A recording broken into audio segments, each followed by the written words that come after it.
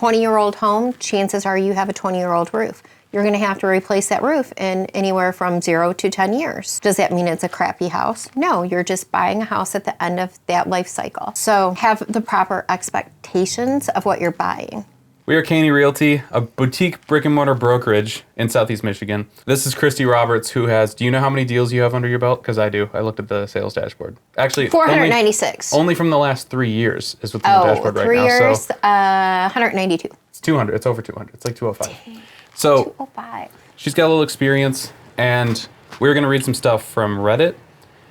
Some of them already have answers in the threads, but we're going to look at it from a Michigan perspective because things can be different state to state. First one, worst house on best block. Offered on home that is cosmetically in rough shape, but the mechanicals seem solid. Like basement filthy, but the electrical panel had some of the cleanest work I've seen. Evidence of mice, bait traps, but it's a century house. Whole house needs to be thoroughly deep cleaned, and the place smelled not like mold, but like funk or BO. It just wasn't shown well, which I don't understand at all. Good space, good layout, huge lot. We offered because you can remodel anything. Vents, ducts would need to be cleaned. Would the cosmetic stuff be a deal breaker? The one thing that I could see that was more than cosmetic were the windows. They're original and need to be replaced, but having already been through that, know what to expect. The location's excellent, but I'm concerned that the lack of cosmetic maintenance means a lack of major maintenance. Not all the time. Those are actually some of my favorite qualities that I look for when I do a flip house. I like the dirty, the funk. I like the BO. I like the stink because I'm going to come in and I'm going to rip all that out. What I look for is solid bone, solid structure. I look for updated mechanicals, roofing, things like that. The windows, if that's the worst of your problems, you know what you're getting into. I think that's fine. I would most definitely buy the worst house on the best block all day long. Absolutely. That's a win in my book. Next one. Can I buy a house with a VA loan for my mom to live in and pay the mortgage? I'm looking to use a VA loan to buy a house, but I'd like to set it up so my mom can live there and pay the mortgage while I live elsewhere with my girlfriend. My main goal is to invest in a property while staying close to her to help her out. No. She could live there if you were living there, but she cannot live there if you're not living there. The VA loan is an owner-occupied loan, at least to initiate the loan. You have to live in the property for the first 6 months, at least for 6 months. Then if life happens and you need to move, that's a different story, but it is an owner-occupied loan. So if you're in there for 6 months, then you can move away? Technically, yes. And it wouldn't be considered mortgage fraud that I know of. But your purchase and intent of using the VA loan is supposed to be to live there. But if you get relocated, if you fall in love and you want to be 5 minutes away from your girlfriend or boyfriend or whatever instead of an hour, then it's a life change circumstance. Then you have the choice of buying again, selling, or keeping it. And then you could keep it as a rental. But you have to live in it for at least 6 months. Okay, this one it's called First Appraisal. Buying cost for new build, $503,929. The first appraisal came in $540. Lender said there will be a second appraisal when all work is completed on the house just before closing in 2 weeks. It is not a builder's lender nor a builder's appraiser. What are the advantages or disadvantages of this? Just trying to prepare for any eventualities. Advantages, disadvantages we could go into, but the main reason why this is happening is because there's fluctuations all the time in our market. And what a house is worth today may not be what it's worth in 6 months. And when you're doing new construction, that could take anywhere from 30 days to 18 months, sometimes even longer. So a loan company who is funding the build will want an appraisal done in the beginning because they want to secure their interest. They want to make sure that they're going to be lending on something that the buyer is going to be able to purchase at the end, and that they're not overextending themselves. Then they do the appraisal 2 weeks, or usually it's more like 30 days prior to closing, because they want to still make sure that it's all the things are done that was promised on the contract, so the appraiser is the third party that goes in and verifies it, and B, that there hasn't been a major fluctuation in marketing conditions where the home is now worth less than what they originally appraised it for.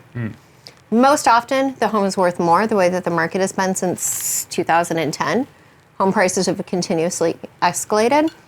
So that part's usually not the issue. It's usually more along the lines of, we spec'd the house as a 3-bedroom, 2-bath, but now you have a 4-bedroom, 2-bath. So now they have to make the changes in calculations. what amount of time? Is it like if 6 months have gone by, we should look at this again? Most appraisals are only good for 90 days. Okay. Then they have to be recertified. Then that sucks if you have delays on closing or something. It does. Positive mold test. So we are in escrow for a home. We got the inspection, paid for the extra mold test, which was an extra $400. It just came back that the air quality was good, but the one sample they took, which is a baseboard next to the shower, and the plywood under where the bathtub is positive for mold growth. The only remediation we got from the report was to contact a mold specialist. In my opinion, shouldn't more information be given for $400? It doesn't tell us what kind or anything. Also, are the sellers responsible to fix this? Isn't that a safety hazard? Thanks for any advice. So this could be a can of worms, or it may be nothing. For $400, they should have at least given you the type of mold that it was.